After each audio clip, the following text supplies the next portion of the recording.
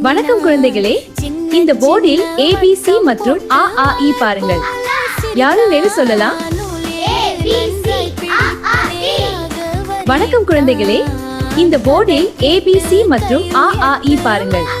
யாரும் வேறு சொல்லலாம்?